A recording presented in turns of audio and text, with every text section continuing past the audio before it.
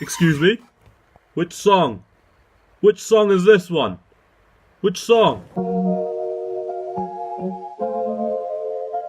Ariana Grande is ultimately the defining pop star of the decade, I'm willing to speculate. She's not omnipresent, thank goodness for that, but the everlasting talk about her is. I have to admit, this introduction for the review was difficult to frame. Who do I loathe more enough to chat about snarkily? The Ariana Grande fanbase or the Ariana Grande hate mob? It's difficult to pick, both seem to operate explicitly on the premise of saying absolutely anything at all. Ultimately, I decided to leave that in the dust. I'm sure you know many annoying Ariana fans, and I'm sure you also know many annoying Ariana haters. Not to sound like a centrist, but I'm sure you'll be able to forgive me for simply wanting to talk about only the music without getting distracted by all the irritating wasps circulating the vicinity. But first, context is key. 2018 was inevitably a crap year for Ariana's personal life, especially with a lot of it thrusted into the public eye against her own control. I'd struggle to blame her at all for wanting to mark herself moving on into a new phase of both her life and career and music. Hang on, that's not both, that's three things. Silly me. The admission of this through her music isn't perfect, and it's actually ambiguous to nearly a flaw, to the point where just about half the discourse near the end of last year seemed to be convinced that she was bad-mouthing and or exploiting everyone she's had relationship ties with. It's fair to say that Ariana confessing herself within her music is acceptable, and culminates in pop songs that are at best honest bops, and at worst just,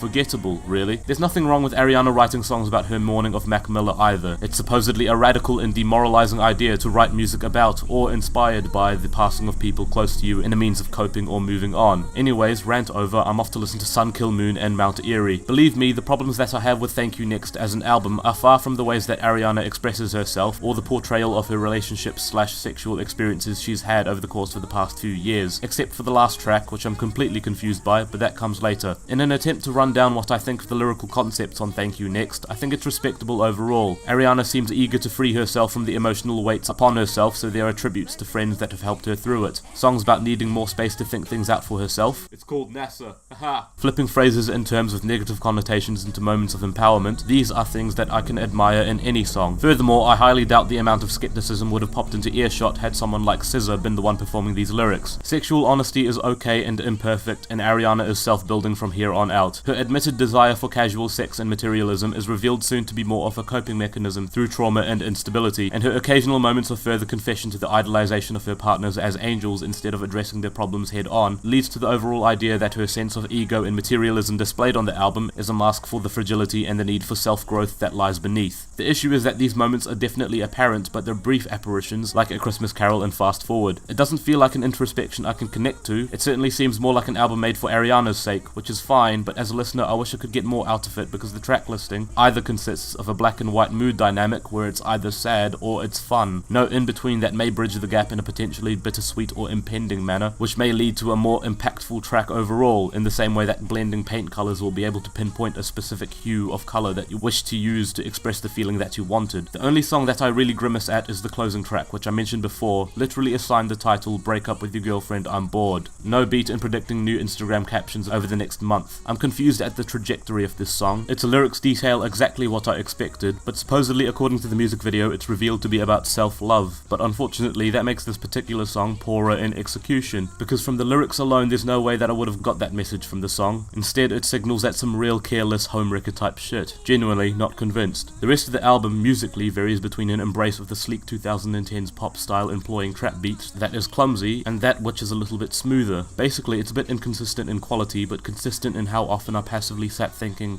this is alright. NASA's chorus becomes a bit annoying almost immediately, and in my head's waffly melody over trap percussion lacks any flavour at all aside from the occasional twinkles. But if I wanted a song that twinkles really prettily, I'd go for the song Makeup, which is staunchly the best song here. Sure, it has the eyebrow raising, it's a mood, it's a vibe, run some way through it, but I don't really mind that in the end. The song itself is genuinely gorgeous, from the magical production to Ariana's own vocal harmonies. While I'm at it, the first two tracks sound more in tune with her slow beating contemporary R&B balladry work from what seems like a century ago at this point, and I genuinely think that they're the big highlights on this album. But in terms of ballads, Ghostin is the peak, an unmistakably beautiful slow one about mourning the death of her ex. The production on that track gives me the light chills of a faint but unsettling wind. As far as a lot of what else is offered here, I don't know. Nothing is ever unspeakably bad. At worst, the album album is unremarkable, but I assume would still be worth bouncing along to when it comes on over the speakers at Kmart. The sampling on a selection of these tracks is genuinely very inventive, which saves them from adapting the flavour of an unsalted cream cracker. I should mention in passing that these two songs are good. These ones. I should have made that clear, they were the two big singles. The Favourite Things interpolation on 7 Rings has a likeable amount of sass despite that eye-rolling shoehorned reference to Give Me the Loot. And Elsewhere, Thank You Next is genuinely a real pleasant song at its core, no matter how many times you've heard it at this point. So what did I learn here? Not much really. At the end of the day, all I did was listen to a good pop album that makes light of Ariana's own personal experiences in a myriad of decently catchy ways. It's a 6 out of 10 for me. I have no qualms about returning to this later, but that's about it when it comes to enjoyability. Thank you, next, the writer said, snarkily and cleverly returning and recontextualizing the album's title for the sake of a funny punchline that concludes the video.